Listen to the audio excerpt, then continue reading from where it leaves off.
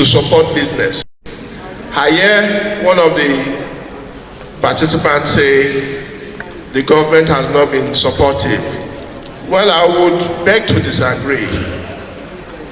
Definitely, as it stands, we have over 2 trillion disbursed by the government through the various schemes under the intervention fund arrangement. I mean, those who are successful in accessing these funds will bear witness to the fact that the government has tried.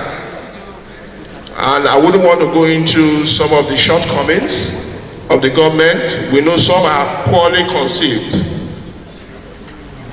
But we would want to, next slide, we would like to see the different types of, next one, next, the different types of funds that the government had put in place, specifically for small businesses and even corporates.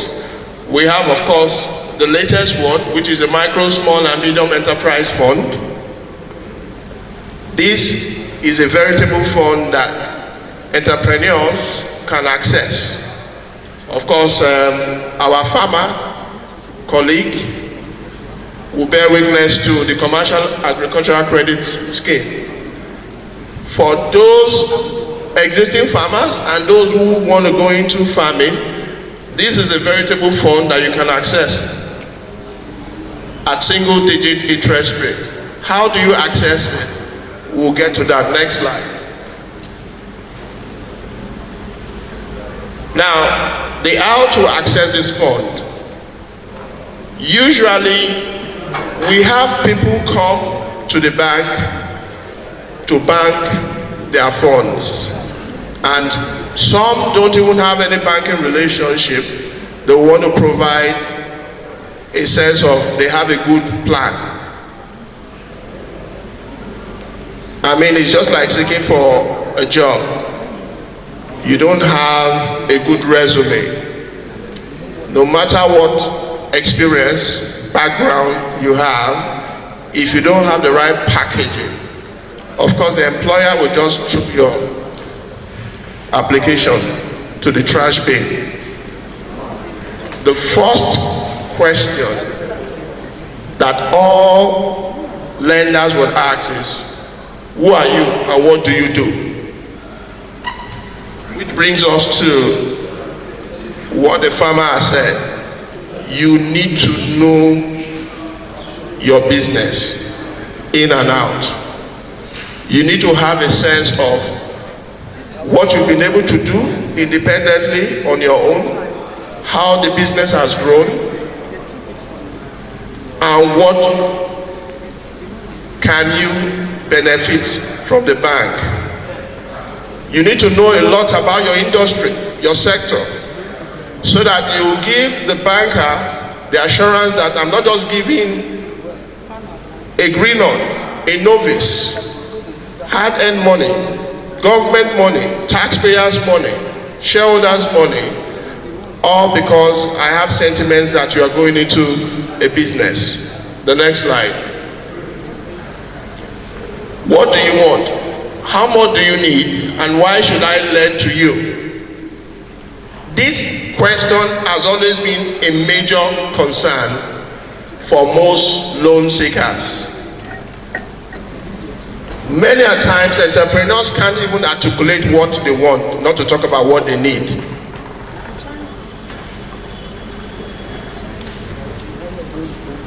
This basically is one of the major reasons why loan applications fail. Not knowing whether you really need loan, or you need equity, or you even need advisory. Somebody who can advise you on what to do to grow your business. It could even be market. It could even be how you source your raw materials. Most times, we also have a situation where loan applications don't carry this that much. For example, what do you want? I want working capital. 5 million.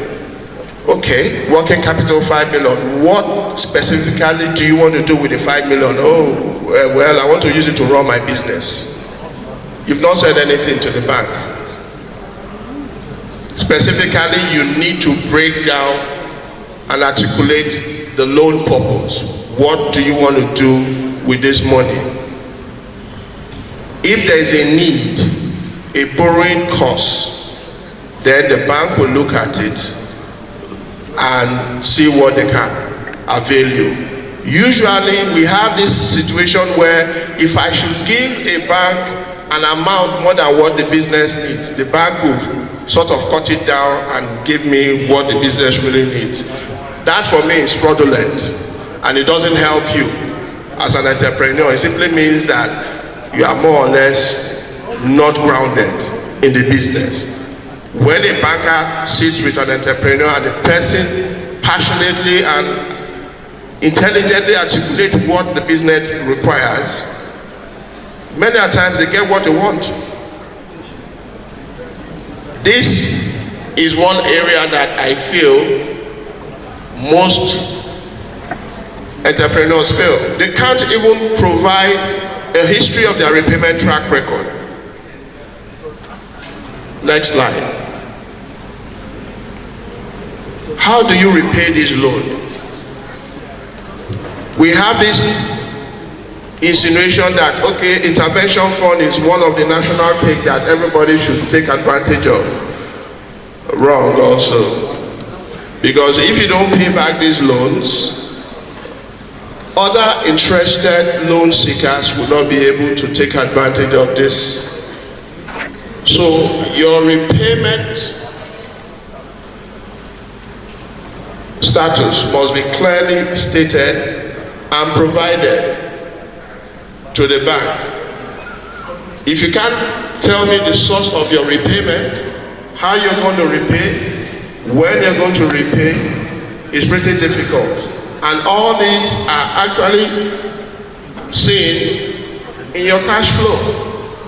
You don't go into business if you know the returns on investment is less than the cost of sourcing your finance or your loan. For us who work in a bank, we feel when an entrepreneur comes and tells me I want a loan, the first thing I ask is, this loan you want to take, are you going to make enough money not only to pay back this loan, also keep your business profitable? Many a times also, entrepreneurs can't articulate this. Sometimes they will say, I'm not an accountant, I'm just a business person, I'm just an ideas person. You need to be trained to know how your business works, how your business generates cash flow, and how would you be able to repay the loan. Next slide. Yes, collateral or comfort. These are two different requirements. But do banks really need to seek collateral from loan prospectors? I would say yes, because the fiduciary requirement for any form of loan requires that it has to be collateralized, secured. Now you have different types of collateral. Most importantly, it can be even you in your own personal capacity, because you've made your mark in business. You are valuable, which brings us to a personal guarantee. You have a history of successful businesses. It could also be the business itself, and it could even be friends, family members who believes in your business and they are prepared to pledge their tangible collateral to ensure that you secure the loan and also ensure that the business stays afloat.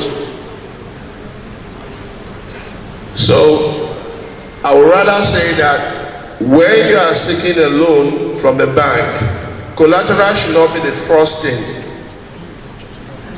When you start telling a bank that I have a land worth 1 billion, so I need 800 million, you have failed outrightly. You have failed, because if you want an equity release which is against a collateral, that is not for business anymore. Many a times we see a situation where loan seekers get estate valuers and intelligently package a valuation which even they themselves know is faulty. And when the bank reevaluates the same collateral, is far less than the value the corrupt or fraudulent estate valuer had done. That is not good. That, in a way, senses a character flaw on the entrepreneur. We just have to be as transparently honest and provide what we have, no matter what. Loan seekers need not be killed or break their head around, I have to have a collateral before I secure a loan. You need more of packaging, which is the last part. How do you package your loan application to ensure that you are successful? You have two types. You have the loan application itself, then you have the business plan. For the loan application, I know for sure that on one's letterhead, several loan applications, I hereby apply for a term loan facility for 100 million to enable me buy new plants and machinery to grow my business. Please find attached financials, audited accounts, cash flow, and the rest. And at the end of the day, they get a rejection. We always advise that when you have the loan, kindly seek counsel from banker friends, consultants who work with banks, or fellow members in a trade association that has successfully secured a loan, so that they can help you and articulate the kind of information you need towards securing this loan. Business plan. For some unique kind of loan application, you need to articulate a business plan. And many a times we have consultants who assist in this, but I rather err also on the side of caution that you don't really need a consultant to do a business plan.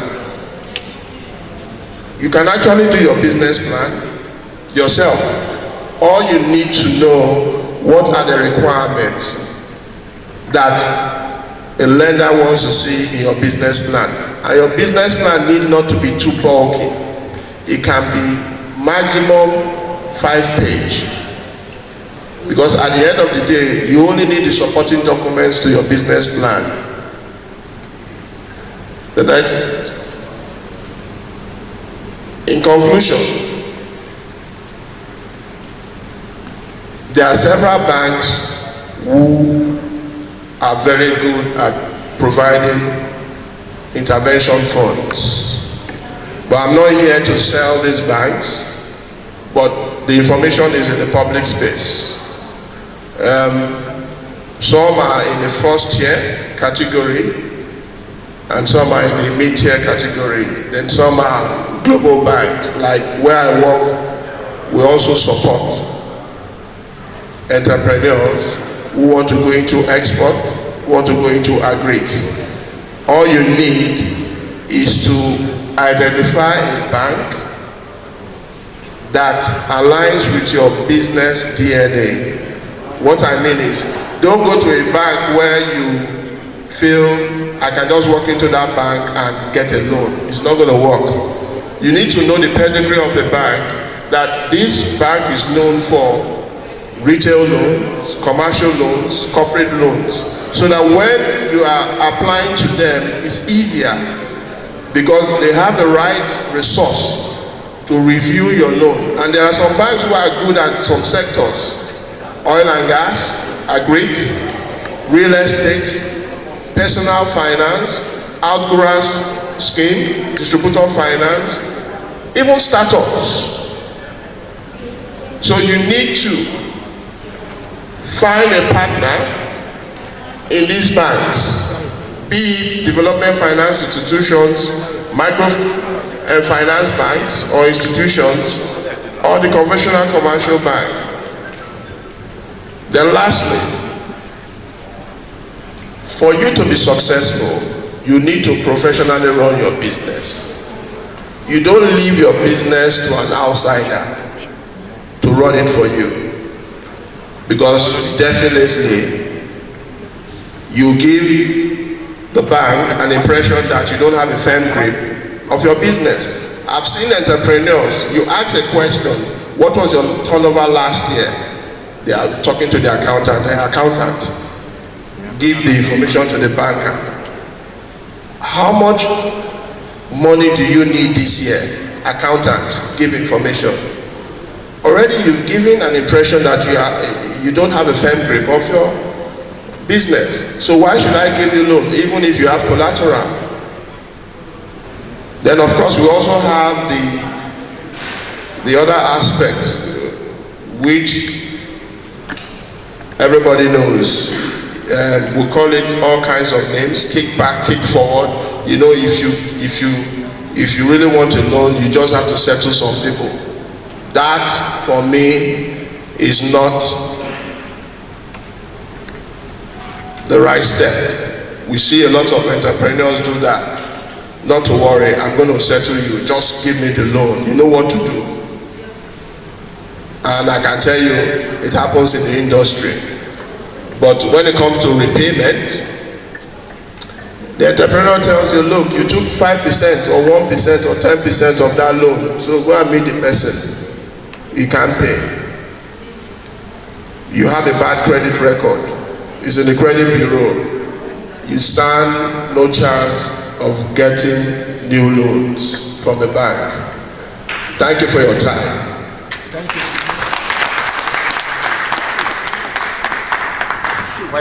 Thank you very much, sir. Mr. Ibrahim, your presentation was precise and to the point. I will first be and Bayo is not here because I have one important. Everybody see this presentation, a lot of it say this is just theory. I have one question. You are a banker and Harry can help me, because I have a client presently who is being affected by this loan policy. Actually, they have an application with Bank of Industry. They are in export in Ondo State, doing very well. And because of the requirement, the Bank of Industry has approved their working capital facility, but they need guarantee from Skybank. And because of the problem of Skybank, the manual, this for the past 6 months now, they are not able to operate because they are being starved of funds, whereas they have an approved application with Bank of Industry of over 1 billion for working capital. But they've done everything humanly possible, spiritual and whatever, to get guarantee from Skybank to give them guarantee, but they've been tossed around because this is one of the problems that people face in business. I'm in the real sector and I know what people face. You put all this policy, international intervention for, but the bottleneck to access the fund, especially going through bank. Because to me, for example, in North America, if you want to collect loan, the third party bank has no business. All they need to know, bring your record. What did you want to use it for? Is it mortgage loan? Is it something? The interest rate? You are to provide equity. The bank will have covered itself through provision of equity. Then they kept eyes on that your property, on your business. But in a Nigerian situation, you have to go to a commercial bank to get a bank guarantee, and believe you me, this is the problem. I'm not sure about your idea. It's a question I wanted to ask him. Why must I go to commercial bank to get a guarantee? Because the guarantee I'm getting is like apply for another loan. I'm applying for 2 loans. The bank has approved, Bank of Industry has approved, and a lot of family, a lot of foreign estate in that business. This is a company I consult for that their annual foreign estate turnover is over $5 million. But now, because of somebody, their application has been approved by Bank of Industry only for the bank to give them guarantee. Up to the present moment, they've not been able to operate. So that is my question. What is the importance of a company who want to collect loan on his own merit, or who has his papers applied directly to? Why must I go through another commercial bank who is now seeing me applying for another loan and charging me? This is where Nigerian problem, and we need to address it, because it's good for government to advertise 200 trillion intervention fund or whatever. At the end of the day, it's politicians that assess it. These are issues. Thank you.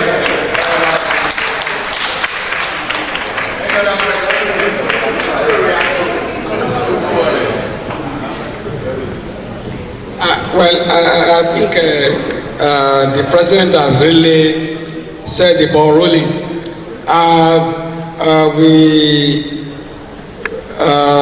Most of the time, government emphasize that they want to encourage SMEs.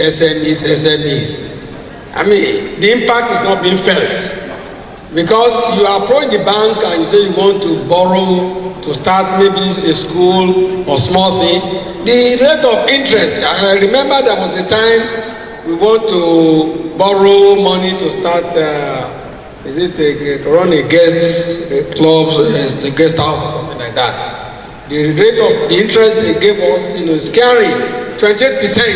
I said, what kind of in fact, and I have some money about the car. I say, okay, I tell you want to use cash back. I say, okay, if I have money with you and you are not saying I should use my money again, it doesn't make sense. I better spend my money on it. It's discouraging. I mean, if we really want to encourage SMEs, I think the rate of interest must be very, very attractive. Thank you. Thank you. Let me react to the last issue, which brings me back to my conclusion. Not all banks are competent to lend to all sectors. You need to know a bank that understands your business, who has risk appetite for the sector that your business runs. Not only that, a bank who is a partner in your business. I mean, why would you want to put your money, your sales, in a bank, and at the end of the day, when you bring your loan application, it tells you, sorry, it's not possible. We don't lend to this business. So the first base question would be, why would you bank your sales in that bank? Why would you patronize that bank? Is it that you didn't do your due diligence?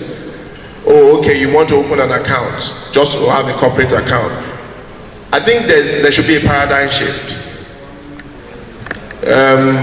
without going into religion or politics, you join a party because of ideology. You are either a Muslim, whether a Shiite, or the other sect, or a Christian, a Catholic, or a Pentecostal. You need to appreciate what your bank can do for you. Regarding interest rate, I'll tell you, because I'm still in the industry, there's a lot of factors leading to the high interest rate. One is cost of doing business. The second is all of us are depositors. We want the highest deposit rate. And the third is the reserve requirements of the central bank. So when you add up all this, you find out that the average cost or the break-even cost is 25%, and the bank has to make profit for the shareholders. So they'll top up 3% margin. That can sell. That is why the intervention fund was created for small businesses. We can actually access this if we follow through the criteria and get the right partner bank to assist you. Also, if you are a member of a trade association, Manufacturers Association of Nigeria, Poultry Farmers Association of Nigeria, SMIDAN, NASMI, and the rest, people will say, but do you think they actually have the leverage? They do. There are vocal trade associations that actually talk to the government. They provide advocacy. Like the issue of FX, the Manufacturers Association, they've been talking to the CBN governor. You need to do something about it. The Electric Distribution and Generation Association, they had to say, look, you're 60%. We are not part of it because your guideline clearly stated that you must be in manufacturing. And I said, okay, if I cannot buy meters, if I cannot pay loan providers, I'm not going to give you electricity. Of course, the latest MPC had to come to terms with the fact that, okay, we are going to introduce other important sectors to benefit from this 60% bucket. But on intervention funds, coming to the first question, there are two types of intervention fund. You have the direct one, where you go to a bank, you apply, like commercial agriculture, you secure your loan, you get your single-digit interest rate. Then you have the on-lending one, which is the BOI arrangement. Now, because that is a wholesale arrangement, they have looked at the business and they said the cash flow of this business is good. Tick, I'm giving you the loan. But wait a minute, I'm not really interested in your collateral now. I want a guarantee from a financial institution. Whether it's your existing banker that you secure the loan from, or who package the loan to BOI on your behalf, or an independent financial institution offshore that is reputable. That is the guarantee that I need. Now there is a problem with that, and the problem has always been, why would that design or model be a stumbling block in getting the needed loan? Two things. The first is BOI really had suffered many fates in the past where well-meaning manufacturers, industrialists, they put up their factory as collateral. Something happened, no fault of theirs. The factory is in comatose, they can't sell, they cannot recoup. So you have a long list of bad debts. We're not saying when the industrialists started, business wouldn't do well. Everything was okay. Economic downturn. I can't sell this factory. Nobody is ready to buy this factory, and I've secured this. Secondly, the underlying collateral is defective in some cases. So in order to reduce the bottleneck of this, just give me a bank guarantee. Your loan is approved. Now, it now builds on which of the banks is suitable to BOI. There are banks in different categories. In my capacity, I'm not here to run down any bank. It's for the loan seeker to have a discussion with Skybank, honest discussion. Skybank, are you ready to give this guarantee? I have my collateral. No. Okay, no problem. BOI, you've gone ahead to approve this. Can I replicate this same loan application through another bank within the bucket of banks that you believe once they bring their guarantee I'm happy with? Now, you read between the lines. Do I really need this guarantee from this bank? I'm not too sure whether the guarantee, because they have obligations, and of course there are certain things that would have happened. You have risk acceptance criteria for the kind of guarantees you require from banks, but of course, if the deputy governor was still here, all banks are healthy. No bank is sick. It depends on how you see it. But when it comes to risk management criteria, they have their template. Okay, every bank is healthy, but I prefer some banks. And that's just what it is. So it's for you to go back to BOI to tell them, okay, tell me the preferred banks that is within the acceptable risk criteria, then we can start the loan reapplication process. But there is an issue. What if the client currently has loan running with the Sky Bank? So would this new bank buy over the existing loan so that the collateral will come to them? That's an option. I mean, you weigh the cost and benefits.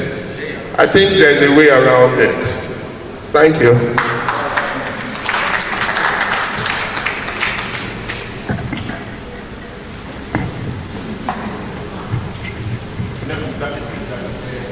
Oh, the tallest guy wants to talk.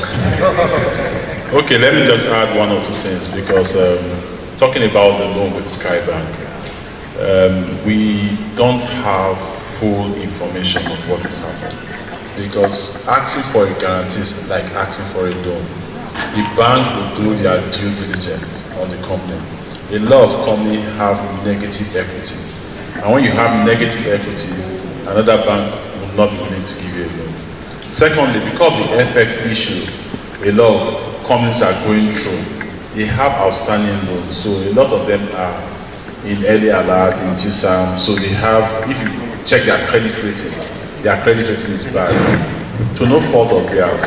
I mean, they have Naira, but they don't have dollars to buy, to pay back their dollar loan, because in the past, a lot of companies go for dollar loan because it was cheaper. For dollar loan, you pay as low as maybe 3, 4, 5%. For Naira loan, you pay almost 20-something%. So a lot of companies will go for dollar loan. Okay, and then it was easy to get dollar. I mean, dollar was stable for at least 10 years before we started having issues. So now, with the exchange rate that has gone up, so if you've taken a dollar loan of $10,000, maybe then $10,000 was maybe times 150, maybe about 15 million or 1.5 million, right? Today, when you are paying back almost 4 million. So because of that, you don't have that cash flow. So that's why you see the small companies are closing up. The big companies that have foreign investors are expanding and taking up the space, and they are increasing prices to meet up the dollar demand. So we don't really have full information. But one thing I want everybody to know, for you to get a bank guarantee, because if the guy cannot pay, the bank will have to pay Bank of Industry. So the bank has to be very sure the guy has the cash flow to pay back the loan. Thank you. Nice.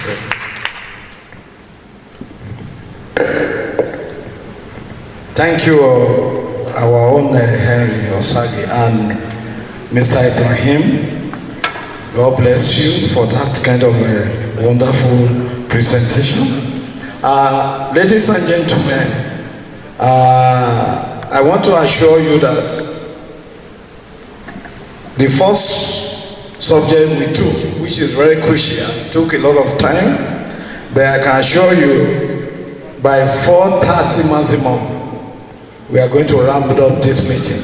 So in that light, straight now, we will go to the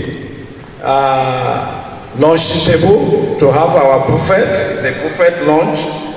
We go, we are not too many, we go and take our brew. And for our brothers and sisters that are on fasting, our arrangement is being made for a takeaway pack so that we don't shortchange you. You won't be shortchanged in Jesus' name. Now, quickly, as we are eating, I was expecting the other thing we want to discuss, because I don't want us to miss any information that will be useful for us. I was thinking today Lupeju reassured me will be here to come and discuss with us what opportunity still available in the real estate market in Nigeria. Are there still opportunity? Is there anyone we can take? Today Lupeju is not here. On my own part, as we are having our lunch, I want to show you some few clues on what opportunities you can take in Canada on real estate.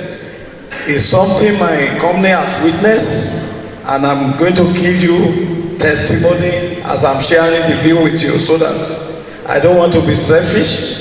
I want to be plain as much as possible. As we are doing that, there are a few things we need to discuss as our group. First, there are some few amendments that the ESCO and the other member has proposed to our constitution, because the constitution we have now was the one we used to incorporate. A lot of things have happened after then, and we need to reflect the constitution with the current reality. So we have about 5 items amendment. I will just read out to you briefly for your approval and for us to take to the lawyer. Then I'm going to share with you what our group have achieved in terms of corporate social responsibility. And also, we have a project for 2017. I'm going to throw it open to members, and I want to assure members, this 8892 club is being run on priority of not putting any financial burden on anybody. Please trust me.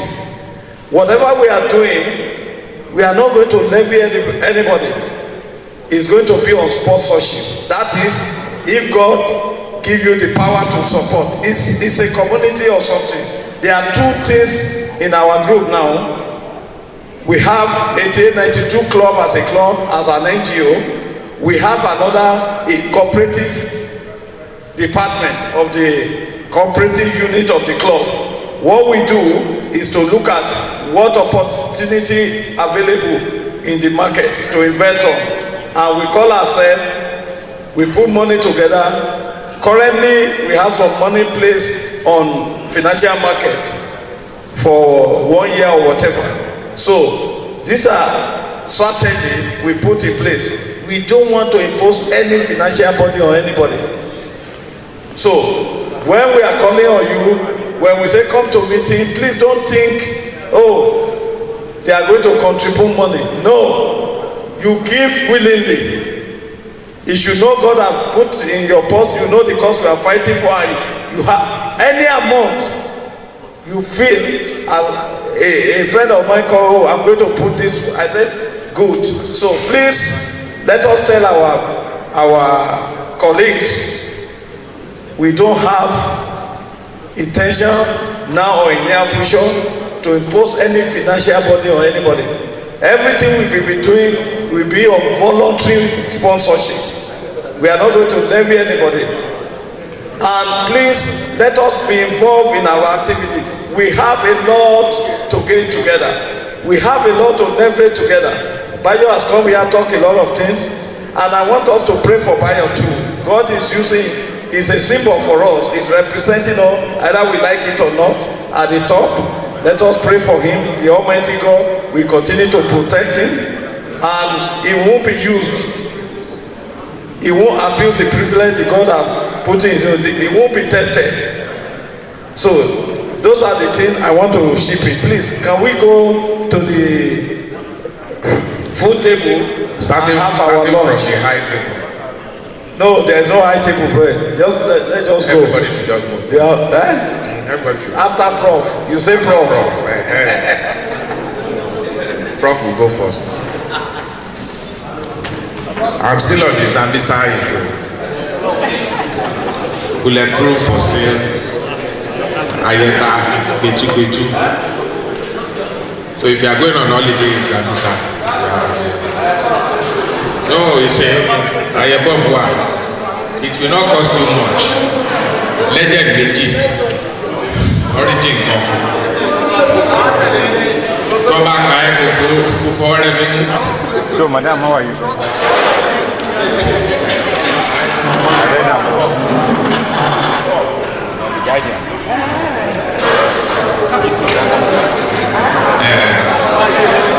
Listen to the master about it. We have just 10 minutes to listen.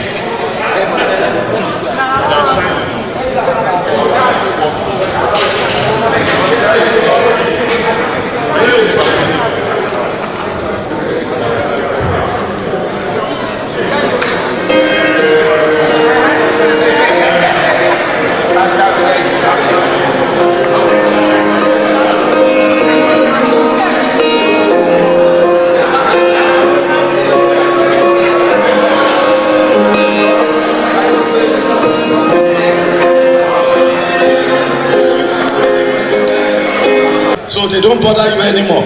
So those are the advantages. Then one advantage of property Canada is that before if you want to dispose the property, I'm telling you, the property I'm telling you, we listed the property on Friday, which is a close-up thing.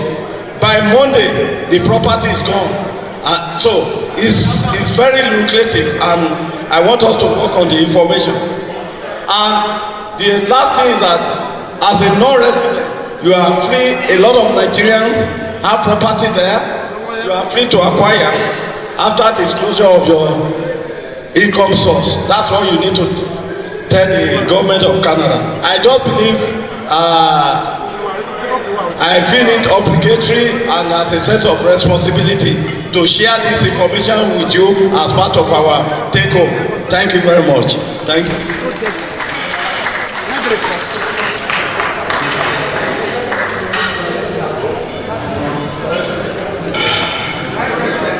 Yes, thank you very much.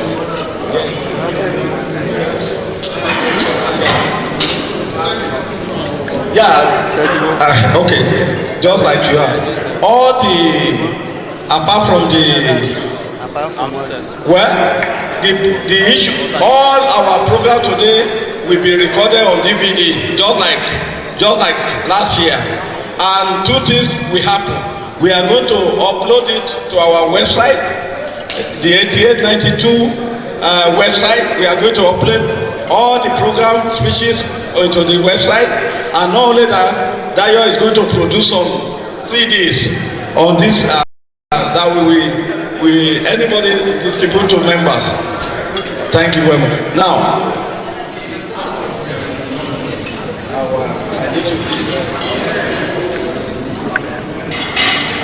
Mr. Ibrahim, please can you step forward?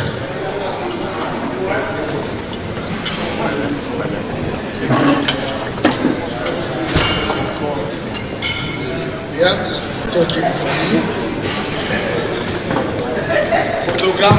Photographer.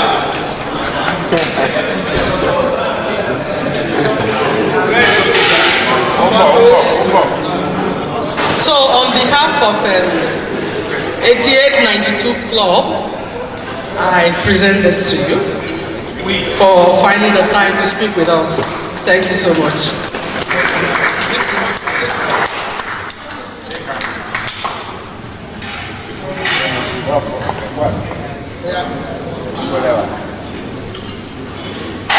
Thank you very much. We are now going into our AGM proper. I will hand over the mic to the president so that we will lead the process. Good afternoon, colleagues. I hope we are having fun. We are having fun, and this is the last part of our program for today, the second session. And I'm going to be brief, and I need your attention so that you listen.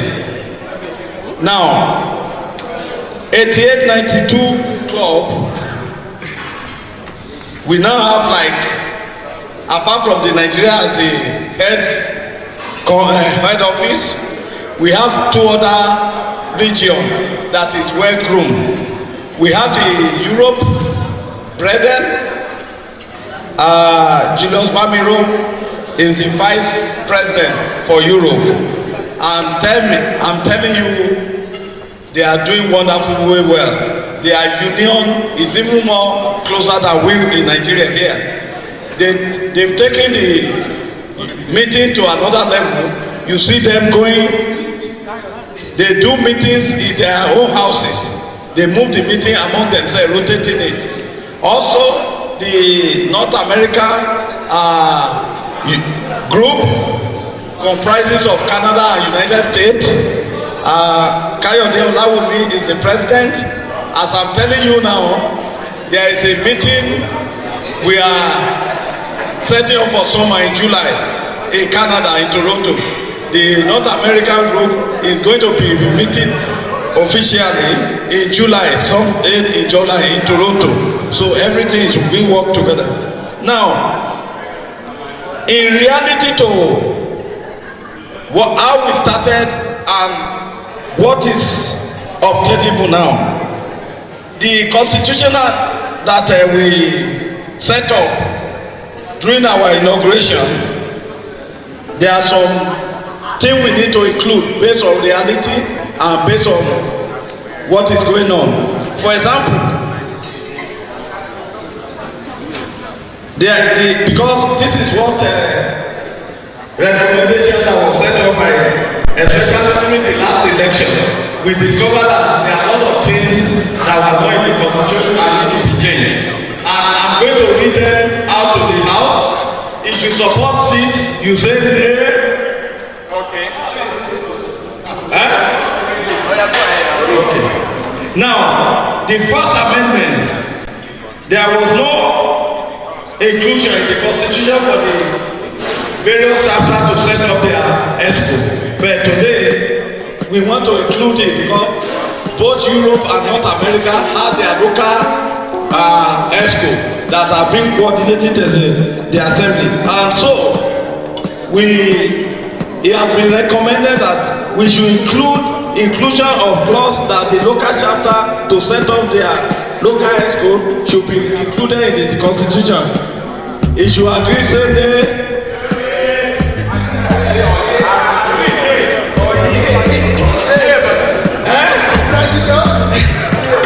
Okay, if you agree, can you say yes?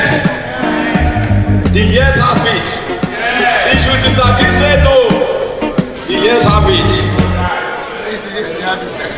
Now, also, the constitution provides that ESCO maximum term should be 2 terms of 2 years of 2 terms for the ESCO. But the House have looked at the turn on event and the passion of people in order to keep this Noble Club as a going concern. We need to amend that. We want a situation where those who have passion and interest to run the association, to run the club without putting clause. Because if we have to limit, what we are saying now is that if we have to limit the tenure of to 2 terms of 2 each, we might discover that maybe at the end of this tenure, you might now have somebody to run the association, and we don't want the good thing we have done. So we want to leave it open that anybody that have the interest of the club, the passion or whatever, should come forward, and there shouldn't be any barrier to the tenure. But there must be election every 2 years. So any people that want to run for or fight for a position should be allowed to fight without any limit to either a run 3rd time or whatever. And this, we believe, this is the only way we can guarantee that those who have interest of the club are on board and they are running it very well. So if the House agree that this should be amended, can I say yes? I don't hear you. If you disagree, say no. The yes have it. Now, in our existing constitution, we provided that the ESCO should meet at least quarterly basis, and that we must have our AGM. No, that we will have AGM on quarterly basis at the ESCO as many times as they want. But because of exigencies of reality and probably because of locational reason, the House has now reviewed that we need to change our method. First, what we want to do, our North American brethren, we are going to a virtual meeting. There is a software, a package that we are subscribing. They call it Zoom meeting. We have tried it. What that meeting means, if we want to meet, we set up a date. We have already subscribed for 1 year for that meeting. So as far as you have smartphone or laptop and you have access to internet, we can conduct meeting between ourselves. We use it for ESCO. I did a few weeks ago, and it works. So it can be your smartphone. So when we want to have that meeting, the administrator, one person will be an administrator. We can use it for the whole house.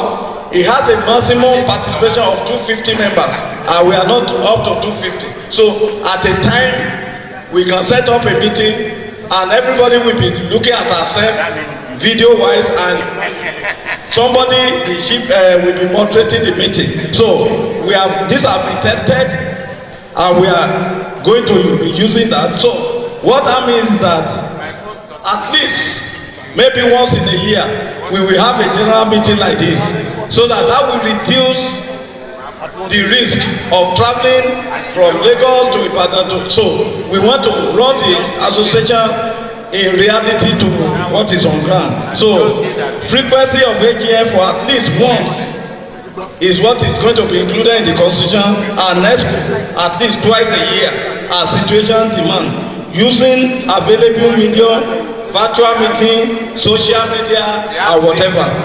If the House agree with that, can I say yes? Or if you disagree, say no. It's only Bukky that say yes.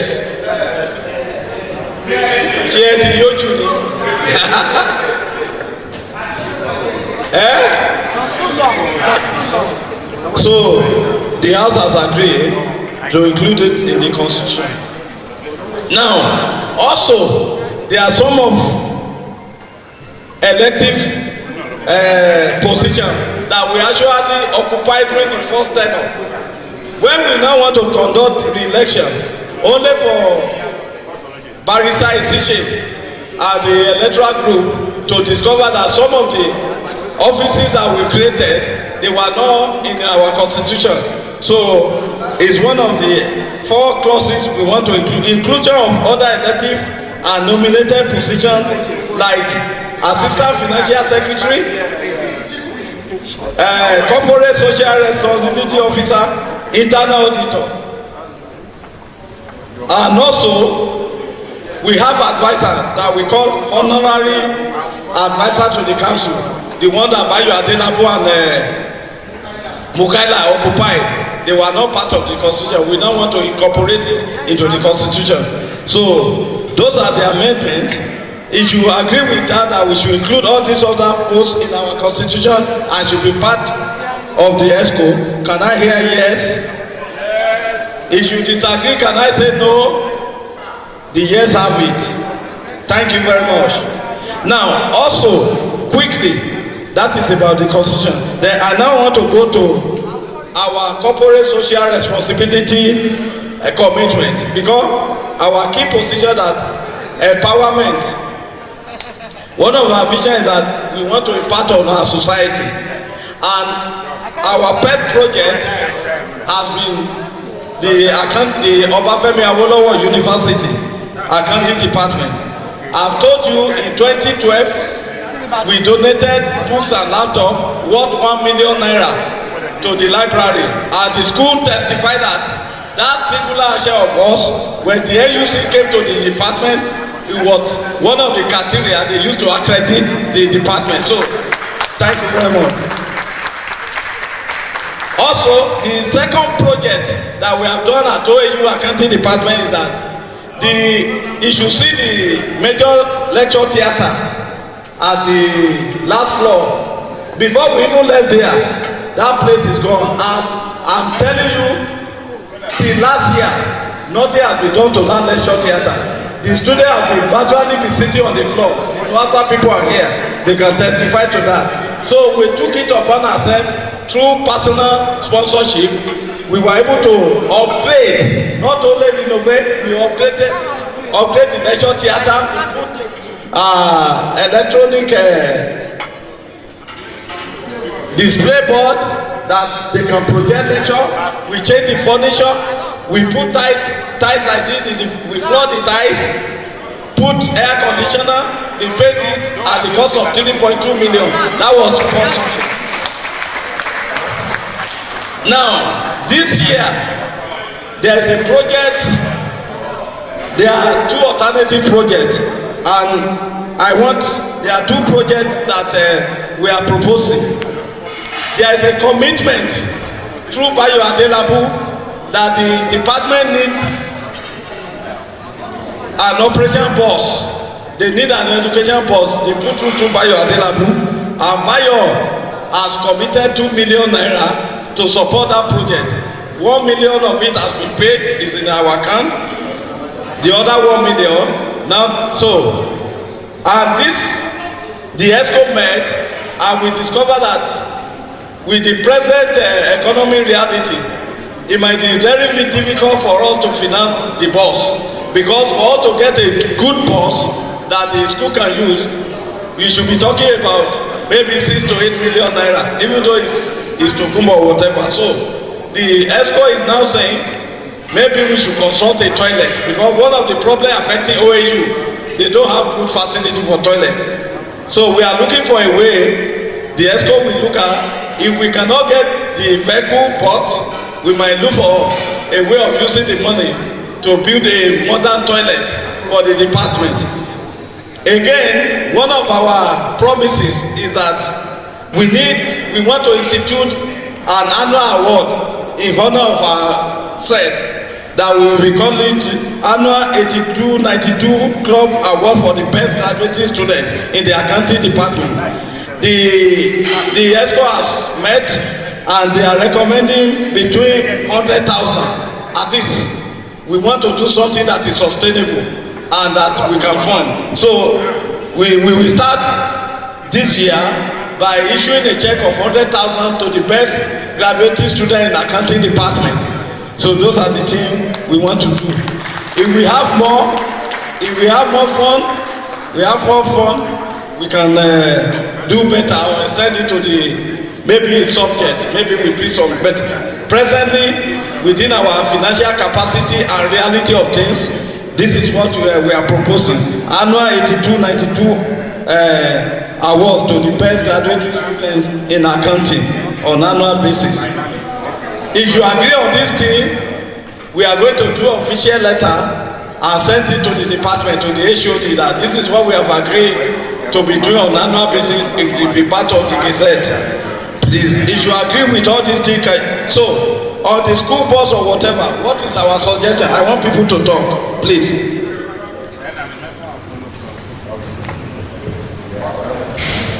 Hello. I think what we need to do is to ask Nwasa people. They are here now. Their priority. Actually, the demand was not made by Nwasa. But they can speak on they can speak on behalf of the If you ask the students, they will demand for the one they want to. I mean, you don't expect. The toilet project. Okay, let's even give them opportunity. The president of NWASA, please come and introduce your member. Sorry. Introduce your members to us, please. Introduce your.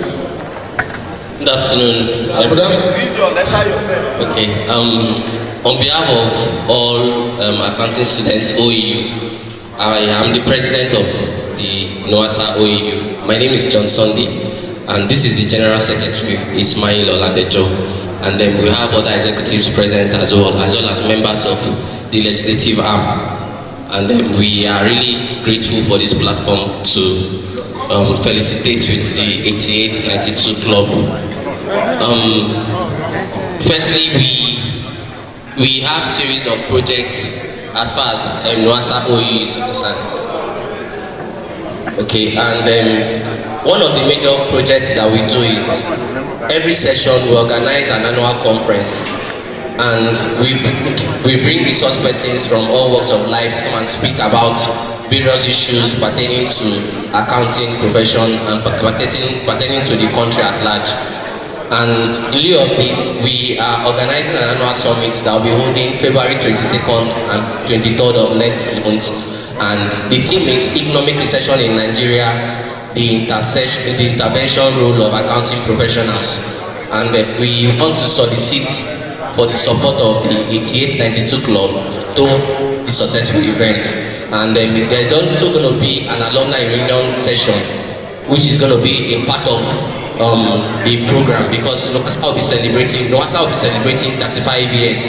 So NWASA OEU is celebrating 35 years this year. So we are also incorporating an alumni reunion session for all alumnus who have graduated from the institution, accounting specifically.